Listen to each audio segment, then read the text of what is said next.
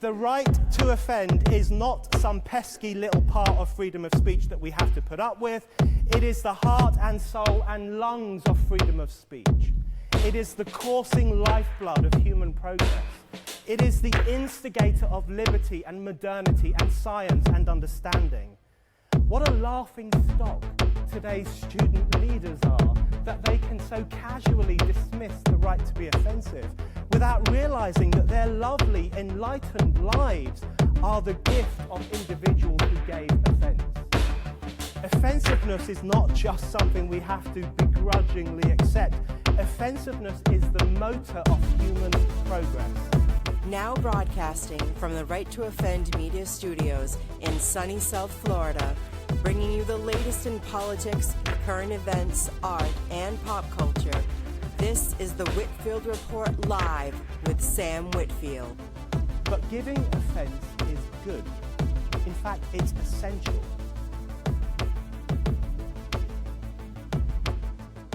And good day to you folks. Welcome to the Whitfield Report Monday edition. I know we're posting a little bit later in the evening than we usually do, but appreciate everyone coming out and watching the podcast. Hope all is well, and happy holidays. It is Thanksgiving week, so my guest today is a long time personal friend of mine, going back almost 20 years at this point. I've known this man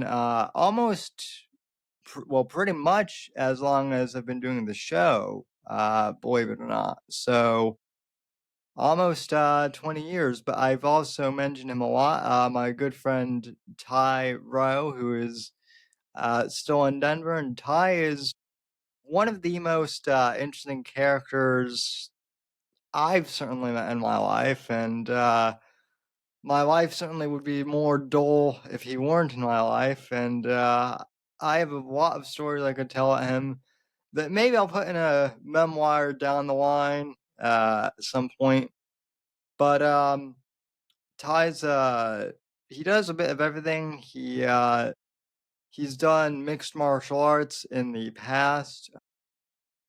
He's done some coaching for high school wrestling, and now he's competing in Brazilian Jiu-Jitsu, and he just won his first tournament. So he's a pretty remarkable man in my view, but I'm also biased because he's one of my oldest friends, much like one of our other favorite guests, Mr. Luke Nicholas. Nice. Hi, welcome to the show. How are you, sir? Hey, I'm good. Thank you for having me on, Sam. Really appreciate you, buddy. Yeah, I it's always a pleasure to talk to you. So, Yeah. anyway, well, I know I gave kind of a brief introduction, but just, for the folks, what is, just tell us a little bit about yourself. Anything I didn't cover, and, anything like that. No, I think you covered it great, but I'll reiterate on some of what you said. Yeah, so I'm Ty, one of Sam's good friends. I consider Sam a brother. Yeah, you weren't lying, man. I did mixed martial arts for a while. Started in kickboxing back in 2019. Did that for a while. Kind of got tired of getting hit and kicked in the head a lot, and then I decided to go the jiu-jitsu route one day. So, and I definitely don't regret it. I got into mixed martial arts through jiu-jitsu. I love jiu-jitsu. I think it's one of the better, more effective arts. I started out doing no-gi jiu-jitsu about a couple years ago. And then about 6 to 8 months ago, I got into the gi portion of it and got my white belt. So it's definitely been a journey, man. Definitely been a journey. It's not an easy one, especially on the path to become a black belt. So I just really can't wait to see what God has in store and how it all unfolds. Certainly. And so what motivated you, I guess, to start uh first off in MMA and then jujitsu in general?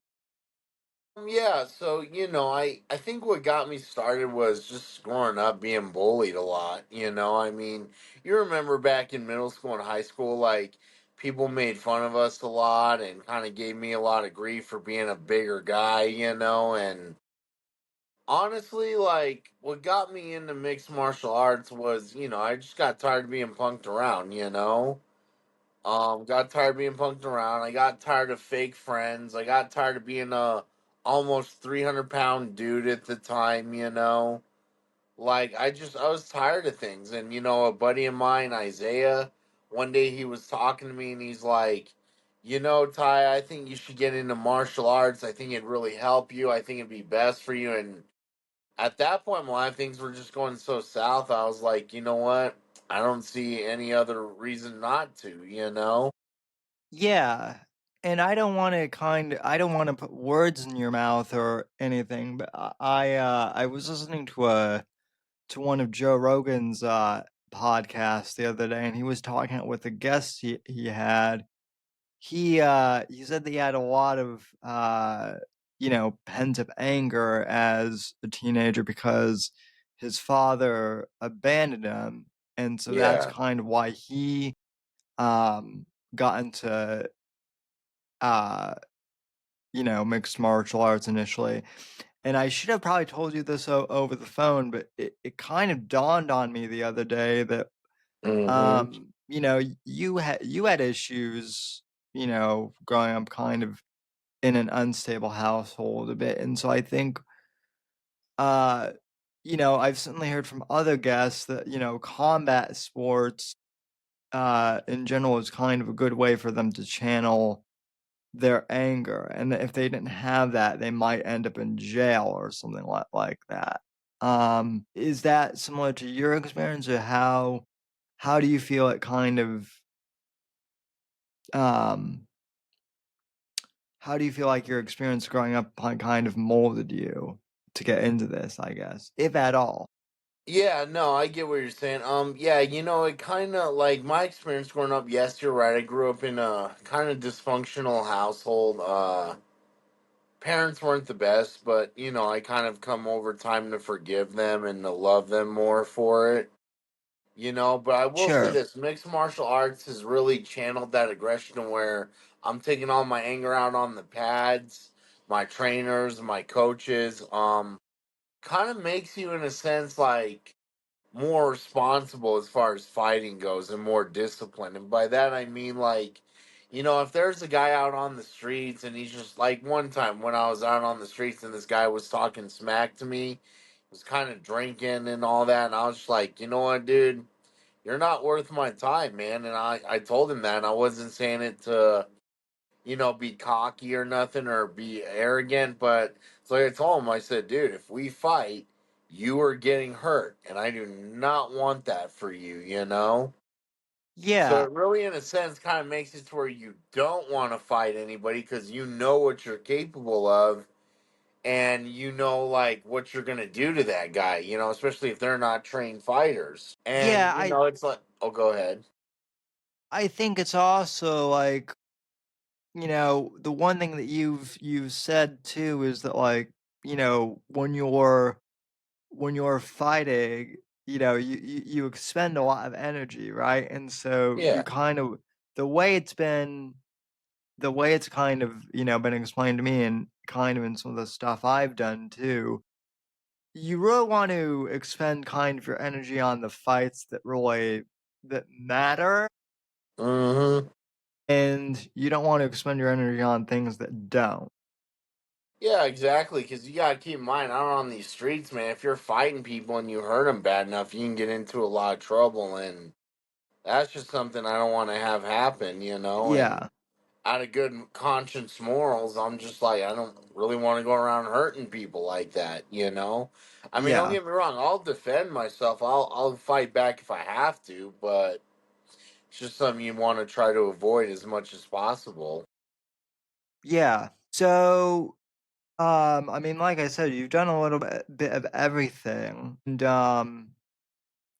So, what made you eventually pick like jujitsu? Like I said, I think I got tired of kickboxing. Not that anything's wrong with kickboxing. Great art, by the way. I just think I got tired of getting hit and kicked in the head too many times, and it was kind of taking a toll on me a little bit. And, I remember growing up, I always loved wrestling. And you remember, I was a big wrestler in middle school and high school. Yeah, I just think like that whole wrestling aspect I did in high school, and then when I tried jujitsu for the first time, I was like, "Whoa, this is fun!" Like rolling on the mats, just getting submissions, like just it brought back that high school wrestling mentality, and that's what I liked about it. So, and then what also got me into it was I remember a couple years back. I know this sounds weird, but I kind of watched like the first UFC on YouTube because I was intrigued by the old UFC and how they had art versus art going against each other. So I watched the first UFC and saw Hoist Gracie submit like boxers, shoot fighters, Vate, all that stuff. And I was kind of like, whoa, like jiu-jitsu is more powerful than people take it for. And like, I was astounded by it. So I thought, you know what? Like kickboxing, I've been there, done that. I was like, I'm gonna try jujitsu, and then, did a couple sessions with my old trainer, and then I saw one day they had a submission challenge coming up, and I hit up my trainer. I was like, hey, what do you know about these tournaments? He's like, oh, not a whole lot. Why are you thinking about doing it? I'm like, yeah, I really want to go in and do it. So ultimately, I started training more and more jujitsu, and I've just loved it ever since. that's awesome. And what is it specifically about um jujitsu? I mean, I know you said you were getting like kicked in the, you were tired of getting kicked in the head, but is there something uh, about the technique of jujitsu that appeals to you more, or what do you think works for you more? Well, Um, one, I just like not getting hit and kicked in the head. Two, jujitsu is all about flexibility and movement, so I've been getting some good stretches in, feeling better about my body. I've yeah, lost some weight as you've seen. I just like that jujitsu is a very effective and pure art because in a street fight, like if I'm kickboxing, I'm throwing punches and kicks at a guy, and I could get in trouble for that, right? Whereas in jiu-jitsu, I'm not really throwing punches or kicks, but yet I'm taking the dude to the ground, submitting him to where he taps me out. He's like, all right, dude, I've had enough.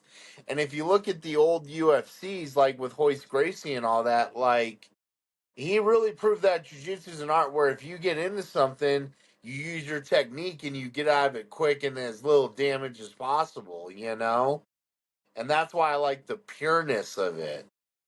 yeah, and it also, I mean, I've heard some people describe it as like a physical version of chess where, Yes. you're either trying to like strategize how to submit someone, or you're trying to strategize how to get, out of something. So it is kind of also a mental exercise.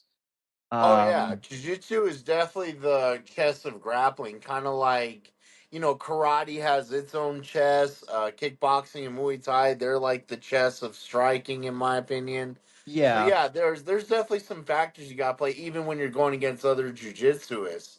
Like you got to set up those submissions, got to think 10 steps ahead. It really is a chess game like you said. Yeah. So you competed in your first tournament this past weekend when No, it was a couple years ago. oh, for jujitsu? Yeah, I competed in the Yeah. first submission challenge, no gi, and then I competed in my second one for the gi portion, the white belt division. Okay, okay, and so that was, and so the second, and so you did this most recent tournament this weekend. So Yes. what was your experience, going in? What was your mindset, I guess? I was a little nervous, a little excited, a little bit of both. I really just wanted to get in a better fight and put a better performance up because the first one, I ain't gonna lie, as you know, I got submitted within seconds, you know? But this time I actually went the distance, went to the championship round, lost unfortunately via armbar, but at least I got my silver medal, second place. Yeah, You know, I definitely say that's quite an improvement from the last one. So, yeah. I mean, I definitely think that that's, I mean, obviously it's not first, but the fact that you made it to the, to the champion level, and and got second, that's still better than, you know, than some people do. I would say most even. yeah. And so, and correct me if I'm wrong, but like, Hmm. you know, you had you had kind of taken a break from jujitsu and then gotten back into it more recently, Yeah, right? you know, I think I was kind of bummed out the first time. And, you know, it's just like with any martial art you do, the first like 6 to 8 months, you're getting your butt whooped, you know? And I Yeah. think that was kind of going on me at the time. Like, and even it was that same way with kickboxing, like, and mixed martial arts. Like, I kept getting whooped on those first few months. And I was just like, dang, is this something I really want to keep doing, you know? Because I was letting all those negative thoughts get in my head. Well, finally, one day at the gym, when I was at the MMA gym, I got Shark Tanked, right? And what Shark Tank is where you get picked and you got to go against everybody individually and try to submit as many people as you can. You know what I mean? And I think that was a defining moment because I submitted almost everybody. I got submitted by one guy, and he was a pro MMA fighter. But, you know, I think that was a turning point where I'm like, hey, like it's all starting to click, you know? Yeah. So I was submitting people, like getting people in my favorite position, Americana from side control, and I was like, you know what? Like I got to keep going, man. It's all starting to click, and even the higher belts in the gym, they were like, "Oh, dude, you're getting better. Like we've seen quite the improvement from you. It looks like it's starting to click now, you know?" So I prayed about it, thought about it, and I was like, you know what? I'm gonna go back to submission challenge, and I'm gonna try to win this thing this time, you know? Because I Yeah. didn't let the past tournament define me. I was like, you know what? I'm gonna go in there. I'm gonna train hard. I'm gonna put in a better fight. And you know, along the way, the training was tough. And I did do things outside of jiu-jitsu, like I sparred with my buddy, who's a Muay Thai fighter, submitted him via rear naked choke. You know, just really testing the waters and testing my skills. And you know, shout out to my coaches Ricardo Lewis and Dustin Samato. I was very appreciative for Dustin being in my corner, and I really just thought it over and was like, you know what, I'm gonna go back and like try to win this and put on a better show. So I'll let that motivation get to me, you know. Yeah, I mean, kind of looking at it from, an observer's perspective, as your friend, to me it kind of seemed like you approached this. I mean, I know this isn't I know this wasn't your first time doing jujitsu, but this go around you kind of did approach it as if you were a newcomer. You kind of had that, curiosity, but also that hunger. Hmm. You know, and I don't want to say that you didn't have it before, but I just think that you were kind of in a way more eager maybe this time around, and also maybe a bit more mature. Yeah. I don't know. No, I definitely grew as a fighter and got smarter and just was like, you know what, I'm just gonna give it my all this time and really try not to get submitted within seconds, and that was the goal, you know. Yeah. So how many rounds did you compete in at this tournament? Like, Well, kind of so there's explain the not really, process. yeah, so there's not really any rounds. It was a submission only tournament. I did get a few fights in, submit a few people. I won one by disqualification because the guy didn't show up. So yeah, I got some rolls in. The championship round we did twice though. The guy got me first in a little kind of chokehold on the ground. So then they gave us an option. Well, want to try to win best 2 out of 3. And the old me probably would have been like, nah, I got whooped on. But I was like, nah, we're gonna run it back again. I'm gonna try to win. And the second one went a little longer than the first. I was putting up a good fight, trying to arm bar the guy when he had his elbow up against my face. But ultimately, he got me in an armbar, and that's when I was coming up, and I was trying to break out of it like I usually do. But he pulled on my sleeve, and he got me so good. I was like, I just had to tap. Yeah. Well, I certainly think that, you live, you learn, and Yeah. hey, who knows? You might, uh, have an opportunity to, have a rematch with that guy at some point. So who knows? Yeah, no, he was a great fighter, very competitive. After both matches, he's like, dude, you're a tough cookie to crack, man. He's like, even the first time we went, he was choking me. He's like, dude, I was giving it my all and you weren't tapping right away. I was kind of wondering if I was doing something wrong, he was saying. And then he just kept complimenting me like how tough and strong of a fighter I was. So, and even my Yeah, coach was trying to tell me that, and I didn't believe it until this tournament. He's like, "Dude, you're like a grizzly, man. You're a tough, big, strong guy. You got to see it within yourself." I like that description of you. Yeah, Yeah, you definitely do have that kind of grizzly, you know, attitude in a and good way. strength. Yeah. Um, what is the jujitsu community been like in your experience?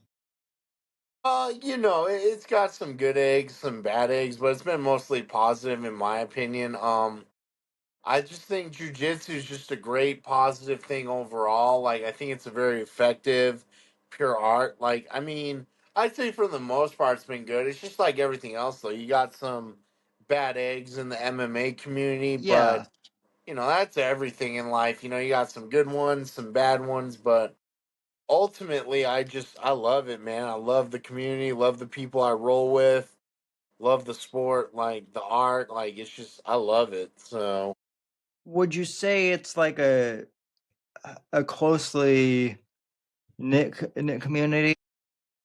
yeah. Yeah. Yeah. Yeah, I would definitely say that. So that's awesome.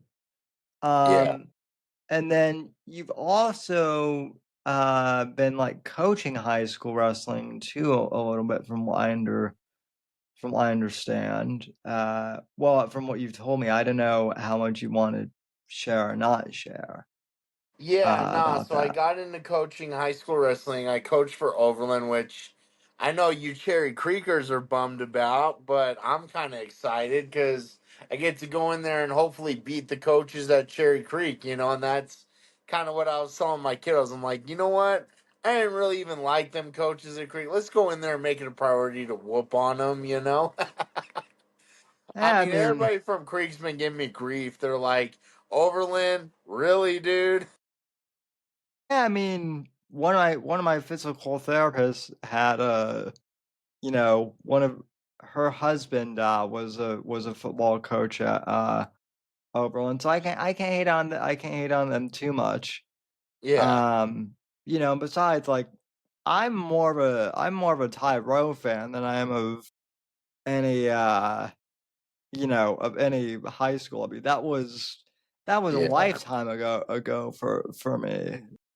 Well, yeah, it was like over 10 years ago for us, but yeah, no, I enjoy wrestling. I'm a volunteer assistant coach currently, but it's awesome, man, just to go in there, coach the kids, pump them up, like really kind of motivate them. And some of those high schoolers I've actually practiced my jujitsu with. I went against two high schoolers, very good wrestlers. Got to show them some jujitsu stuff. And even one day in practice, I was kind of showing the kids like how to do a leg sweep. When you got them in the single leg and they're hopping on one leg and they won't go down. I did the curtain sweep, we call it in jiu-jitsu, where I swept him off his feet and he went flying on that mat to the ground, and they were like, "Whoa, coach, can you show us that again?"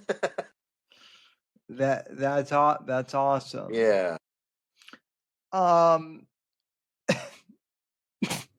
how do you let's see. I don't know quite how to. Well, I mean, I guess the easiest way to answer this question is: do you feel like wrestling is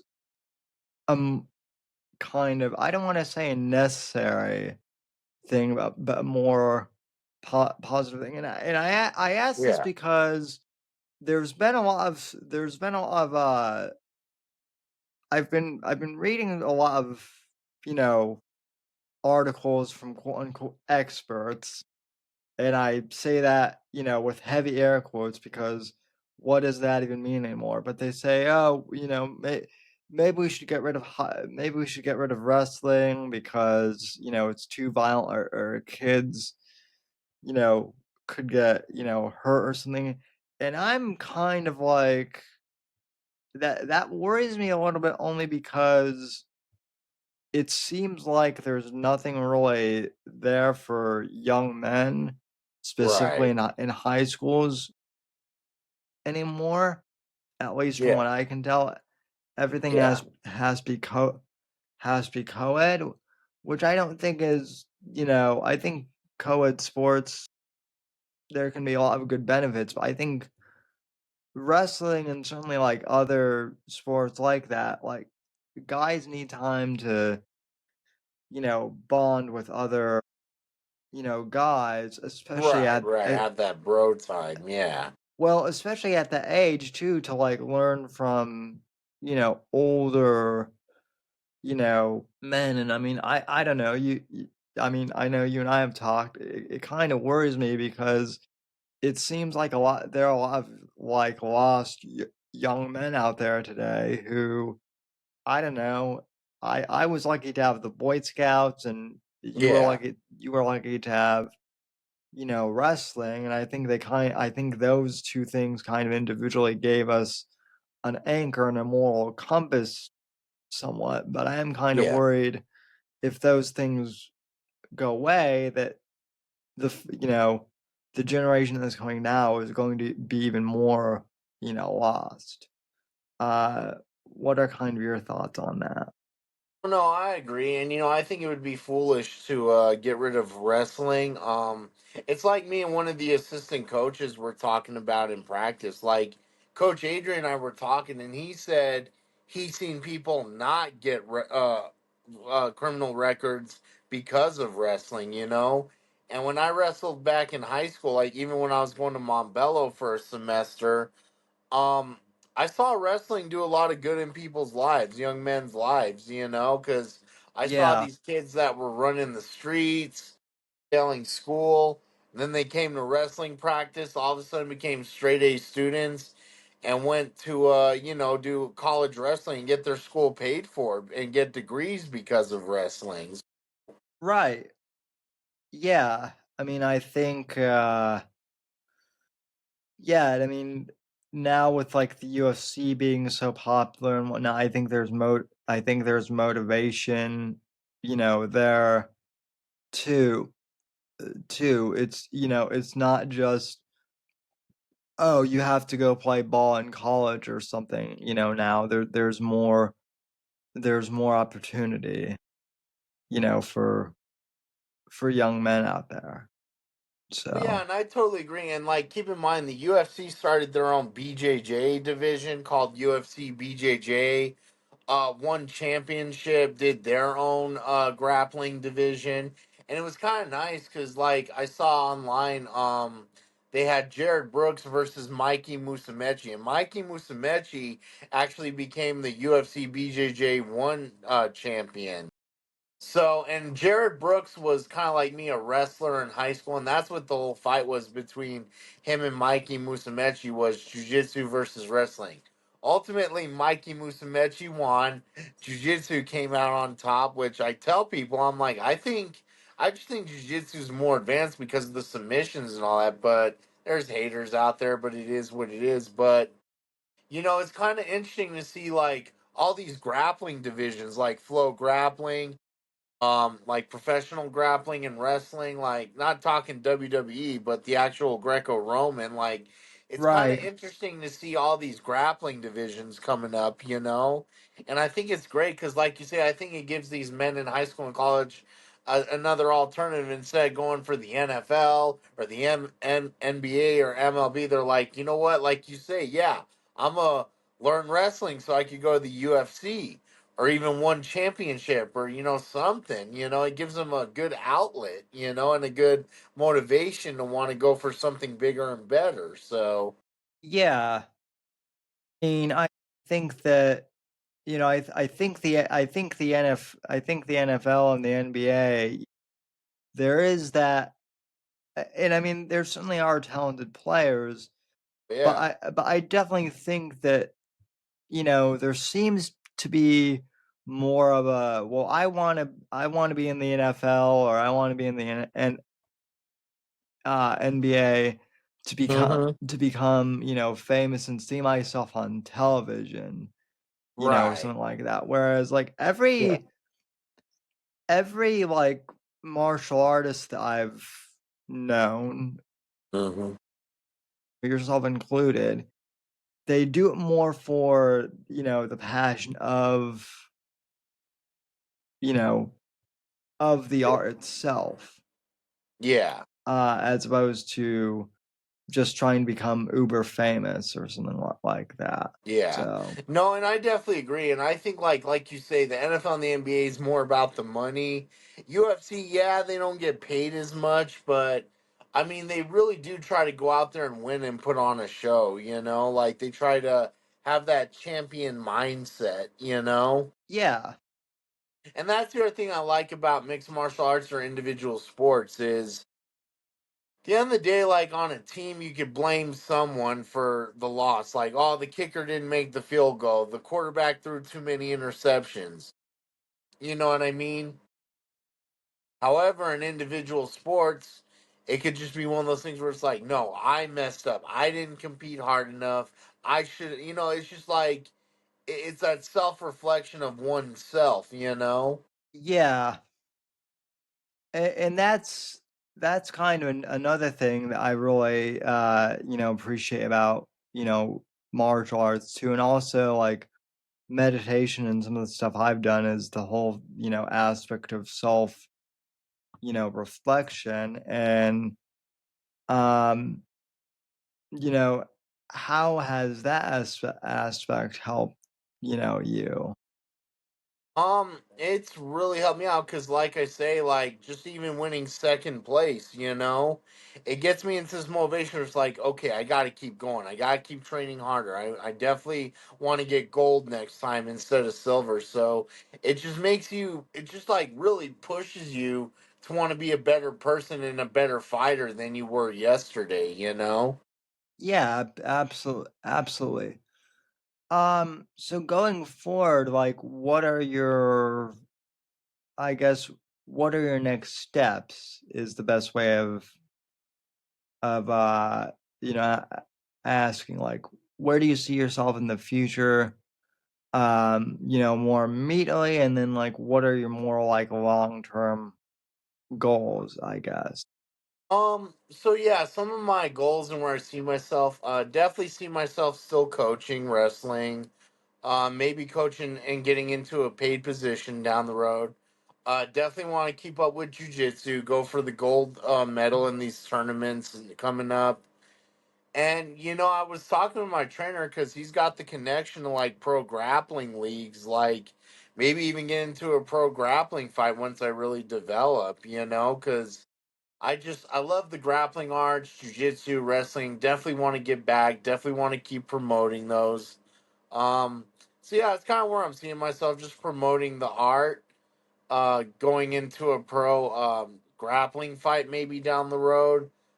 Teaching jujitsu, hopefully getting my black belt, and I really want to get that gospel and grappling, faith based grappling program going. So I was talking with one of my buddies about doing that this summertime, where maybe we all go to a park and we just let everybody in for free, like all kinds of levels, belts, skill levels, whatever. Just come in and learn grappling and have a free, fun, open mat, you know? Yeah, that certainly sounds good, and I certainly think certainly the way, you're sharing your story, I certainly think it opens, people's, eyes as to you know, what the expectation versus reality is with Yeah. jujitsu. Oh, So yeah. so and then I'm sure down the line there will always be like another, tournament you can compete uh, into. Oh So yeah, definitely gonna get in more competitions, and like I say, this isn't the last for me in submission challenge. I'm definitely gonna go back to that. Thinking about going into NAGA, which is the North American Grappling Association. This ain't the last of it. Trust me, bro. yeah, that's another thing. So are there different like organizations within like, you know, Brazilian Jiu-Jitsu or Yeah, different organizations, different tournaments, things like that. So.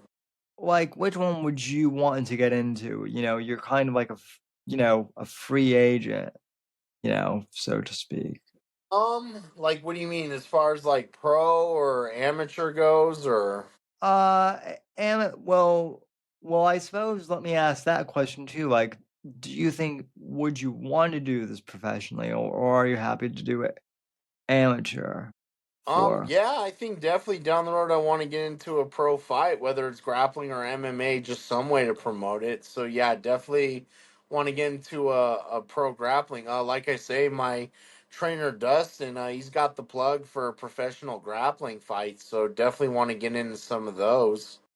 Yeah, would there be like a specific group or organization that you would want to, join if you were to go pro? Either flow grappling or maybe one championship, hopefully down the road. You never know. Nice. So, um, and then is there any like, specific like figure or, someone in the MMA community who you will look up to? Um, Yeah, definitely look up to my coaches, Ricardo Lewis, Dustin, um, gym owner Brian Marinek. Like, just huge shout out to those guys. Professor Don, I can't forget him at Denver Modern Jiu Jitsu. Yeah, there's all kinds of people I look up to. So yeah, I just want to go out there, get show out, and put up a fight. Really, that's all I want to do. yeah, well that's awesome, man. And you're certainly doing it. And I mean, man, I think the other thing is, you're 30, you're 31, Yeah. and I think a lot of people think that, in order to do something right, you have to start when you're in your 20s. But, I Well, I think, technically did. I started in my mid 20s, but yeah, I mean, sometimes people think even younger than that, you yeah, know? what I mean by that is people think you have to like, make it pro or something by the time you're like, 25 or, you Yeah. know, and certainly in something and certainly in something like, football or something, it definitely is better to get in, when you're younger. But I think, like I said, you're 31 and, you know, you're kind of I don't want to say you're starting out, but you've still got that beginner's hunger and Yeah. so I think that more than even, I think that is definitely going to take you far. So, Thank you. Yeah. Yeah, and in MMA, there were some guys that kind of started late, too, like some guys from the WWE, like Brock Lesnar, who else? Bobby Lashley started late and they were pretty good. There were also a couple UFC fighters that started late and got pretty good. So, hopefully that could be my story. Hopefully. yeah, yeah. I certainly think you have the determination. Thank you. Really appreciate that. Well, anyway, I really don't have any questions. Is there any more questions? Is there anything I haven't like covered that you would like to share about your experience? Anything I've kind of No, overlooked? no, I think we touched base on it pretty well, and I just want to once again say thank you for having me on the show. Really appreciate you, man, and yeah, Oh hopefully no. next time I can come on with a pro debut or something, or maybe I won gold. Who knows?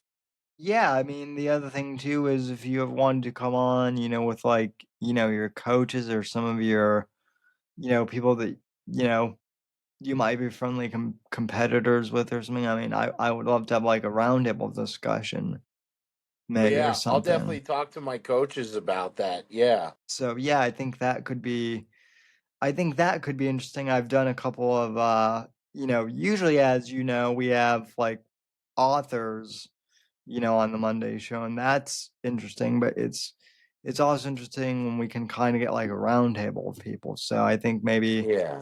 that might be interesting too in the future. But Yeah, and speaking of authors, definitely am still working on that jujitsu book, man. Definitely want to do motivational, inspirational martial arts books that I sell out there. So definitely looking to get into that. yeah, well, you have a friend in publishing, and who also knows a few people. One of them actually is I know dabbles a bit in MMA, or at least did. So, Nice, but nice. anyway, real quick, since it is Thanksgiving week, we're gonna be doing a Thanksgiving panel on Wednesday, but I kind of want to ask you beforehand. It's the holidays, so what are you thankful for, sir? I'm just thankful, first of all, for God, my relationship with Him, and just really kind of turning my life around from where it was 10 years ago. So, Awesome. what about you? Well, I'm thankful for a ton. I'm thankful, first and foremost for my Lord and Savior, Jesus. Yes. I'm thankful for, my mom and, my dad and my stepdad. I'm thankful Yeah. for I'm thankful for friends like you who I've had, for a long time, and then friends who I've met with in the past, even year or so, just getting to know through the podcast. And I'm thankful I don't want to get too sentimental here, but I'm also thankful that I've made it to 30, relatively healthy and relatively unscathed, Oh, yeah. because uh, you know, not everyone makes it you know, to 30, or, you No. know, unfortunately in the case of Charlie Kirk, he was killed at 31. So Yeah. you never know when your time is up, man. And Yeah. I'm thankful that, I'm still able to do what I do. And, you know, I've kind Yeah. of I think I've found my calling with, podcasting and with writing, and it seems Mhm. like you found your, calling with mixed martial arts and coaching. So, Yeah. um, and I'm thankful for, the USA, of course. So I know we're not perfect, but I will literally die on the hill that we're still the best, civilization in human history. So, Yeah. and Yeah. and that's probably as political as I'll get for this episode. But anyway, uh well, man, I want to thank you for coming on, and you know, you look first off, you look great. I know I said that when I saw you in person. Yeah. Uh but really, I mean, you know, you seem to be in a lot better place than you were even 5 years ago, and I just Yeah. think you're doing you're making moves, man, and I'm proud of you. So, Thank you, man. And I'm thankful for you in my life as well. And I'm proud of you too, man. And really, thank you again for having me on your show, bro.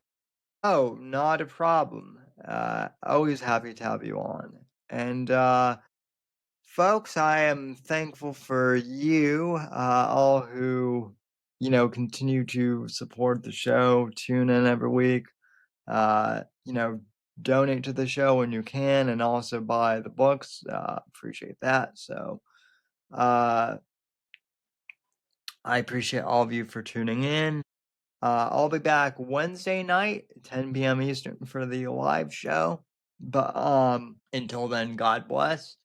God save this great nation. God for legacy and order. And if Yes. you're traveling out there for the holidays, safe travels to you all. So Yes. I'll talk to you all down the road. And so take care, folks. Thank you, everyone. And thank you, Sam. All right. The right to offend is not some pesky little part of freedom of speech that we have to put up with. It is the heart and soul and lungs of freedom of speech. It is the coursing lifeblood of human progress. It is the instigator of liberty and modernity and science and understanding. What a laughing stock today's student leaders are, that they can so casually dismiss the right to be offensive without realizing that their lovely, enlightened lives are the gift of individuals who gave offense. Offensiveness is not just something we have to begrudgingly accept. Offensiveness is the motor of human progress. Thank you for watching the Whitfield Report live on the Right to Offend Media Network. Make sure to check out Sam's books on Amazon, Audible, and Kindle. You can follow Sam on X at SamW_NGC and the Right to Offend Media Network at RTO Media. Like, comment, subscribe, and share with your friends. And until next time, God bless, God save this great nation. God, freedom, legacy, in that order.